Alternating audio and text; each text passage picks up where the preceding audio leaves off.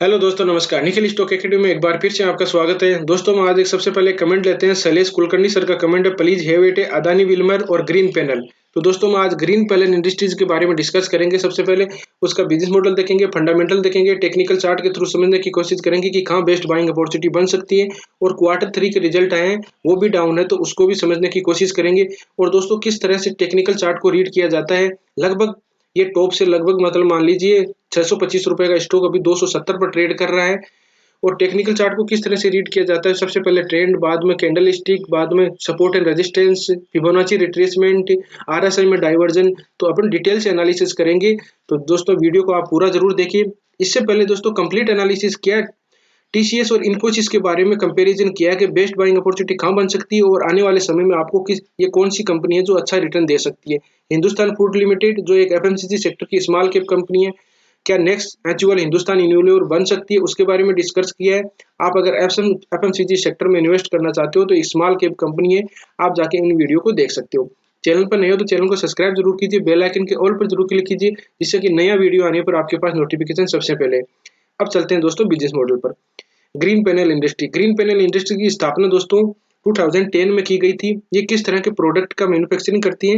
ये दोस्तों दो यूनिट है इनकी मैन्युफैक्चरिंग, एक तो उत्तराखंड में है और एक आंध्र प्रदेश में। आंध्र प्रदेश में अभी नई यूनिट भी इन्होंने मैन्युफैक्चरिंग नया स्टार्ट किया है। मीडियम डेंसिटी फाइबर की एक नई यूनिट लगाई है।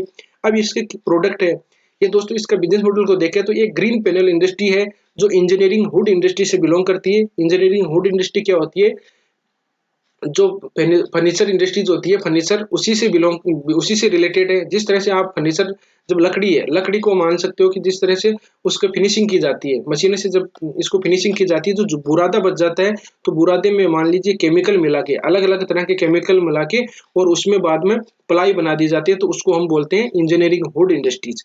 अब किस तरह की प्रोडक्ट का मैन्युफैक्चरिंग करते हैं उसके बारे में। ये दोस्तों 7 तरह के प्रोडक्ट का मैन्युफैक्चरिंग करते हैं। पहला है देखिए FRMDF, club SDF, medium density fibre, fibre board, बाद में प्लाईवुड, ब्लॉक बोर्ड, डेकोरेट वेनर्स, बाद में फ्लोरिंग और डोर्स। तो हम डिटेल से इन सातों के बारे में डिस्कस करेंगे। पहला है FRMDF। FRMDF क्या होता है दोस्तों, fire retardant medium density fibre.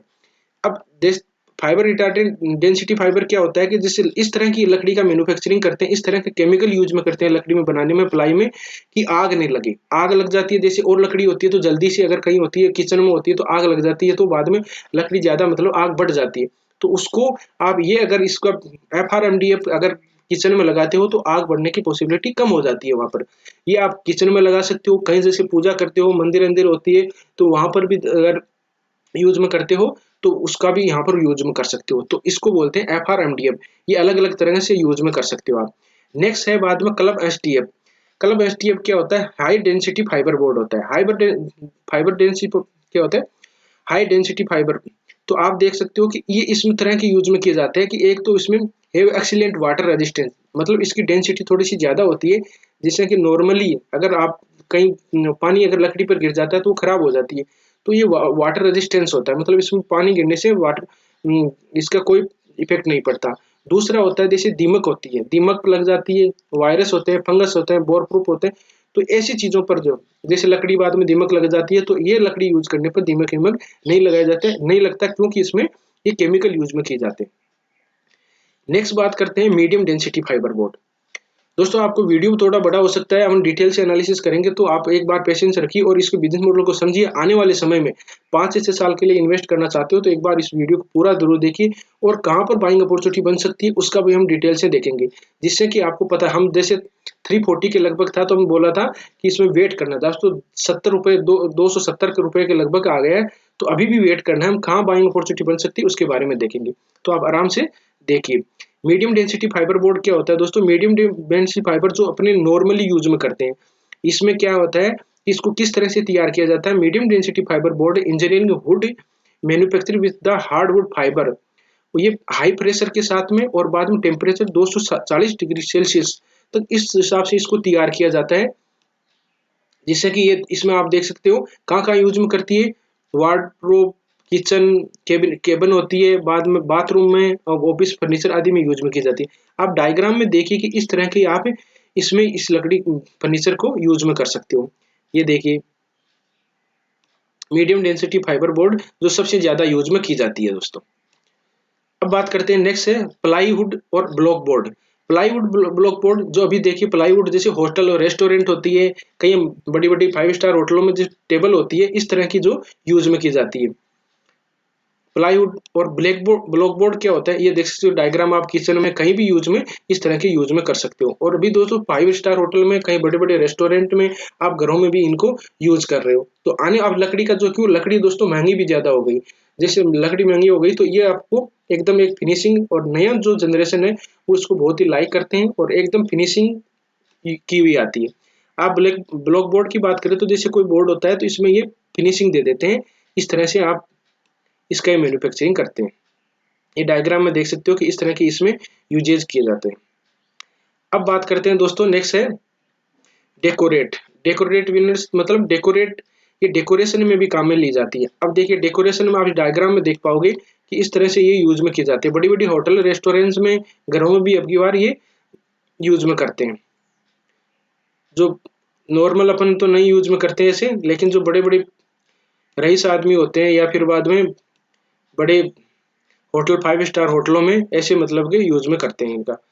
अब बात करते हैं दोस्तों फ्लोरिंग का, जो फर्श पर भी इनका यूज में किया जाता है। फ्लोरिंग पर दोस्तों किस लिए यूज में करते हैं, जैसे एक आप देख सकते हो कि एक तो टेम्परेचर से यूज में, ये जैसे अगर फर्श अगर इसमें ग्रेनाइट यूज में करते हैं तो बाद में एक तो स्क्रैच लगने का डर नहीं रहता, और यहाँ पर यूज कर देते हैं टेम्परेचर, अगर सर्दी में जैसे फर्श ठंडा हो जाता है तो ये यूज करने पर आपको मतलब कि एक टेम्परेचर को भी मेंटेन करके रहता है।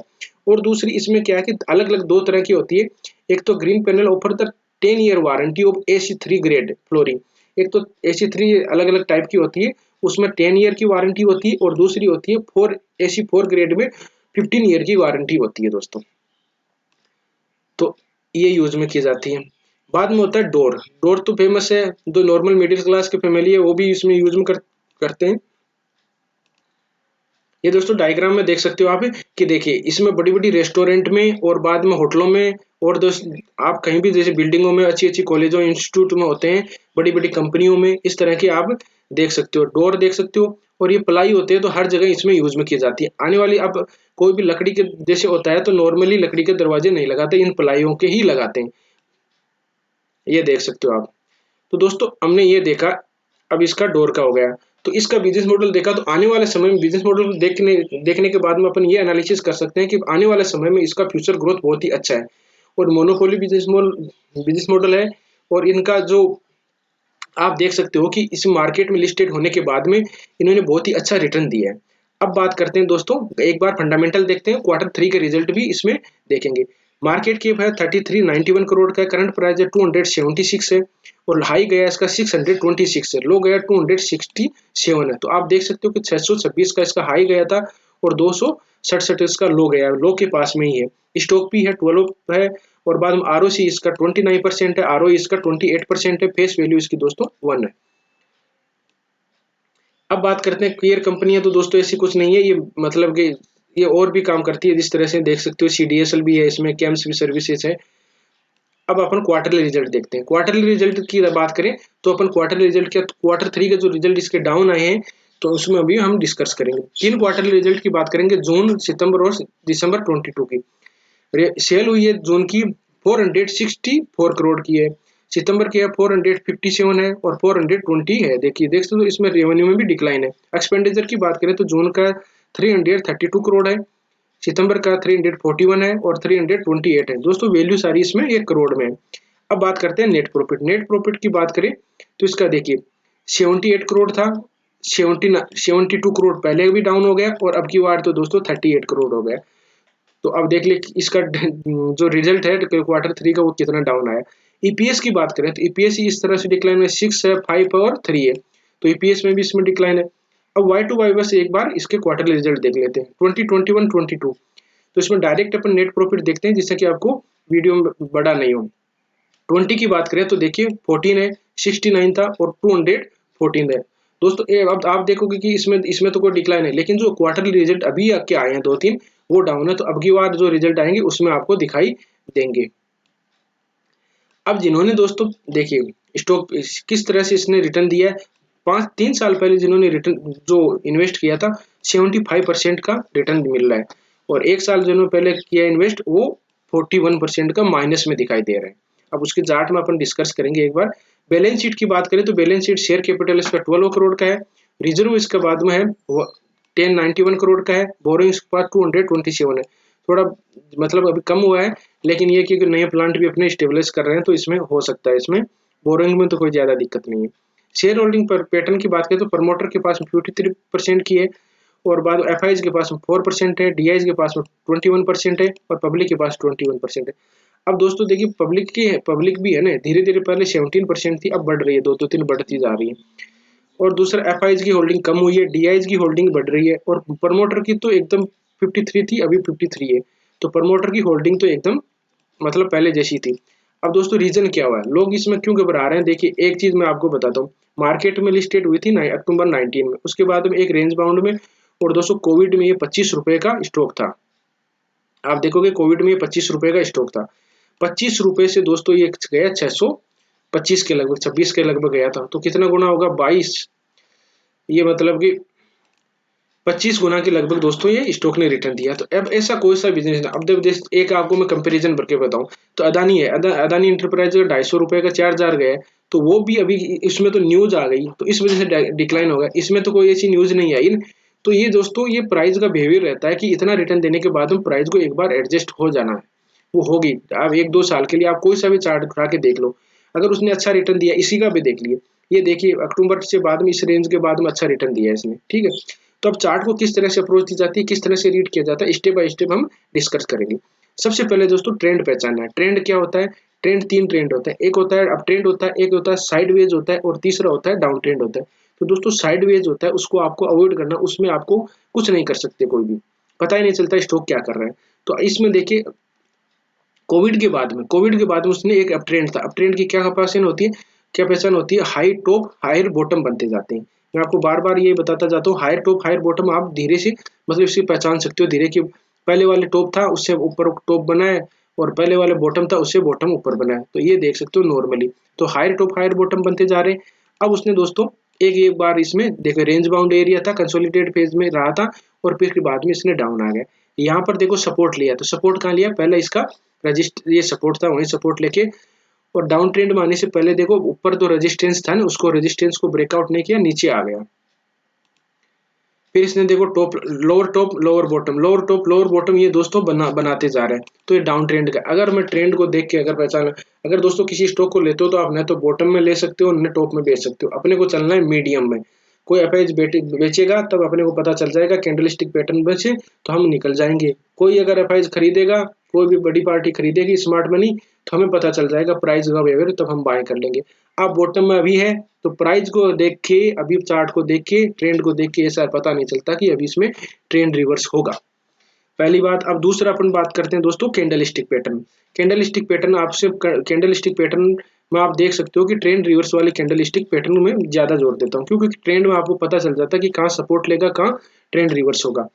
ये देखिए कोविड के टाइम में से देख लेते हैं, कोविड के टाइम में दोस्तों छोटी छोटी कैंडल बनाइए, अगर मैं इसको मंथली चार्ट दे दूं तो आपको थोड़ा और भी पता चल जाएगा। ये देखिए दोस्तों, इसमें एक छोटी कैंडल बनाई, इसको दोस्तों ये रेड कैंडल छोटी कैंडल, फिर मॉर्निंग स्टार फॉर्मेशन बोलते हैं दोस्तों, मॉर्निंग स्टार फॉर्मेशन बोलते हैं इसको। अब मैं आपको अगर किसी टाइम फ्रेम में अगर कैंडल स्टिक ठीक नहीं दिखाई दे तो आप टाइम चेंज कर लिया करो।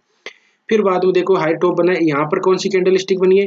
यहाँ पर दोस्तों कैंडल स्टिक बनी है बुलिश इनकल्पिंग कैंडल।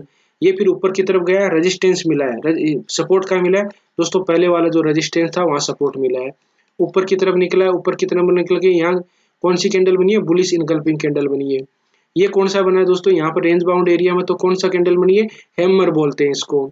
ऊपर जाओगे, ऊपर जाते जाते स्टेप में यहाँ पर दोस्तों डाउन ट्रेंड आया है, डाउन ट्रेंड के बाद में कौन सी कैंडल स्टिक बनी है? Morning doji star formation. Morning doji star formation की क्या होती है?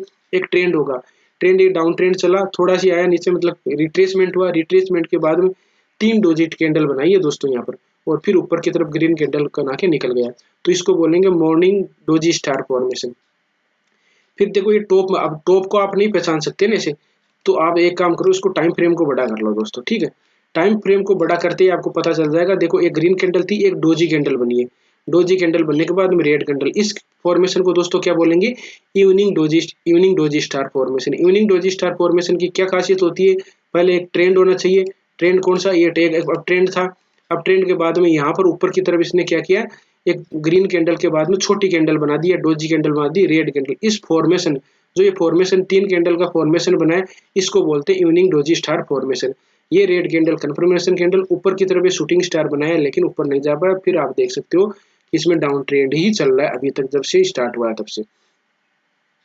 तो कैंडल स्टिक पैटर्न अभी कोई कैसा, एक दूसरा आपको देखने को मिलेगा दोस्तों। यहाँ हैमर बना था, तो हैमर की कंडीशन अगर बॉटम में बना ठीक है।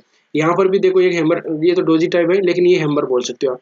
हैमर बॉटम में बनता है, बना हुआ था। अगर ये कैंडल छोटी वाली, अगर आप इसको मतलब कि ये नहीं बनी, तो आप चार्ट पर समझ सकते हो कि हैमर बना है।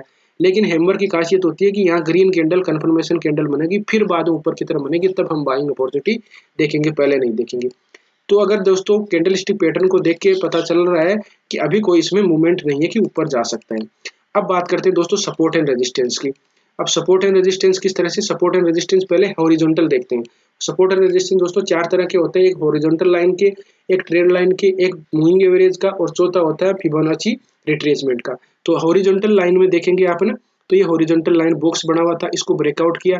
ब्रेकआउट करने के बाद में ये रिट्रेसमेंट किया। रिट्रेसमेंट कहाँ लिया दोस्तों, रिट्रेसमेंट करता है तो पहले ये सपोर्ट लिया पहले वाले रेजिस्टेंस का। अब दोस्तों जरूरी नहीं होता कि एग्जैक्टली वहां लोकेशन पे आए, ठीक है। ऊपर की तरफ जाता है, फिर बाद में नीचे आया है। सपोर्ट कहाँ लिया, पहले वाला सपोर्ट था वहीं सपोर्ट लिया। ऊपर की तरफ ब्रेकआउट नहीं हुआ, ब्रेकआउट रेजिस्टेंस कहाँ मिला है, पहले इधर लेफ्ट में देखिए यहाँ रेजिस्टेंस था, फिर नीचे आता गया। एक दोस्तों ध्यान रखिए, ये ऊपर चढ़ाई होती है तो मतलब कोई ऊपर स्टॉक जाता है, तो वैष्णो देवी का मैं एग्जांपल बार बार देता हूँ, आप याद रख सकते हो किसी का भी। जब अपन चढ़ाई करते हैं ऊपर, तो जाते समय जहाँ पर रुकते हैं, एक चीज ध्यान रखना, अपन थक जाते हैं जाते समय, जाते हैं तो ऊपर जाते हैं तो थक जाते हैं, जहाँ पर रुकते हैं वहां पर दोस्तों वापस आते समय भी हमारा मन करता है कि हम वहां पर रुके, 2 मिनट रेस्ट करें। अगर ये ध्यान रखना कि जाते समय आधे घंटा रुकते हैं, तो आते समय हम 20 मिनट तो रुकेंगे, 15 मिनट रुकेंगे। ऐसा नहीं कि 1 घंटा रुक लिया, तो हम जाते समय थोड़ा सी कम रुकते हैं। जिस तरह से बोला जाता है कि स्टॉक सीढ़ियों से ऊपर जाता है और आते समय आता है तो लिफ्ट से आता है, तो वो ही बिहेवियर यहाँ पर देखिए कि आप इसको याद करने का तरीका ये मान लीजिए कि ऊपर हम चढ़ाई पर जाते हैं, इंसान मानिए इसको। अब इस इंसान का अलग बिहेवियर है, अलग इसका कैसे मैं आपको बता देता हूँ। अब दो इसका अलग ही बिहेवियर है, बहुत आसानी से आप समझ पाओगे दोस्तों। मैं एक यहाँ पर ऊपर जा रहा था ना, तो ये एक चीज को सपोर्ट ले रहा था। अब कौन सी चीज को सपोर्ट ले रहा था, मैं आपको दोस्तों देखकर ट्रेड लाइन का एक सपोर्ट बनाता हूँ आपको। ये देखिए दोस्तों, वीडियो को पूरा जरूर देखिए, जिससे कि आपको पता चलेगा कहाँ बाइंग अपॉर्चुनिटी बने। ऐसे तुक्के में ही कहीं बाइंग मत करो, बाद में आप पछताओगे कि यार कहाँ बाई कर लिया, अब तो इसमें लॉस हो रहा है मेरा। तो अभी मैं कब इसमें देखो दोस्तों, हमने पहले डिस्कस किया था 240 340 के लगभग था, ठीक है। 340 के लगभग मैंने वीडियो में डिस्कस किया था पहले, तो मैंने डिस्कस किया था कि अभी इसमें बाइंग अपॉर्चुनिटी दोस्तों नहीं बन रही। आपको 5 रुपये महंगा मिलेगा लेकिन लॉस तो नहीं होगा। तो अभी देख लो, हम 250 के लगभग टारगेट बताए थे भाई, यहाँ पर आ सकता है। तो यहाँ पर देख क्यों बताया था, देखो यहाँ पर पहले सपोर्ट बना हुआ था, ये रेजिस्टेंस बना हुआ था, तो रेजिस्टेंस सपोर्ट का काम करेगा। एग्जैक्ट वैल्यू पर दोस्तों आया भी है, देख लिया आप, देखो उसके बारे में हम डिस्कस करेंगे। एक बार देखिए ये देखो दोस्तों, इस ट्रेड लाइन को इसने पहले एक बार सपोर्ट लिया, 2 बार सपोर्ट लिया, 3 बार सपोर्ट लिया, 4 बार सपोर्ट लेके फिर ब्रेक डाउन कर दिया दोस्तों। ब्रेक डाउन कर दिया तो फिर वापस ट्रेंड चेंज। अब यहाँ पर देख सकते हो इसको ब्रेक डाउन किया है, ठीक है। और अब क्या किया, इसको ब्रेक डाउन करने के बाद डाउन ट्रेंड स्टार्ट हो गया। तो अगर कोई एक्यूमुलेट करना चाहता था, पहले यहाँ पर रुक गया होगा, ठीक है। तो आप इस ट्रेड लाइन को अगर यहाँ पर भी बाइंग अपॉर्चुनिटी कर सकते थे यहाँ पर, और अपने को सेल कहाँ करना था, अब टॉप में तो ऊपर नहीं करे, लेकिन अब 519-20 पे तो आप सेल कर सकते थे, ठीक है। तो फिर बाद में यहाँ पर देखिए, अब किसी ने 500 पे ले लिया तो फिर बाद में दिक्कत हो गई। अब देखिए, अब बात करते हैं अब क्या कर रहा है ये दोस्तों, 2 चीज कर रहा है, ठीक है। 2 चीज, 2 इसी तरह। अब इसका ट्रेड लाइन का सपोर्ट ले रहा है, तो अब दूसरी ट्रेड लाइन देखिए दोस्तों, इस ट्रेड लाइन का ये रेजिस्टेंस ले रहा है। देखो चार्ट अपने आप बोल रहा है, ये इंसान ऐसा है कि एक बार इसका बिहेवियर है कि एक काम करता है तो वो दूसरा उसी तरह से करता है।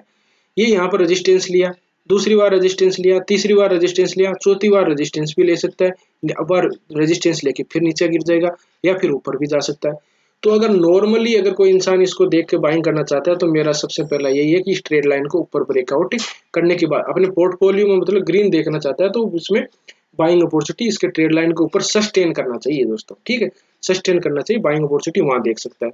बिजनेस मॉडल अच्छा है, आने वाला फ्यूचर ग्रोथ भी अच्छा है इसका। जो प्लाई का, जो लकड़ी का बहुत ही कम यूज में करते हैं, अब प्लाई का यूज में करते हैं, और डेकोरेशन में भी इनका यूज में करने लगे। तो यहाँ पर अब नीचे की तरफ कहाँ सपोर्ट ले रहा है, नीचे भी ये सपोर्ट ले रहा है, ऐसा नहीं कि ये काम कर रहा है। ये तो बड़ा शानदार मस्त आदमी है दोस्तों, ऐसे मान सकते हो आप, ठीक है।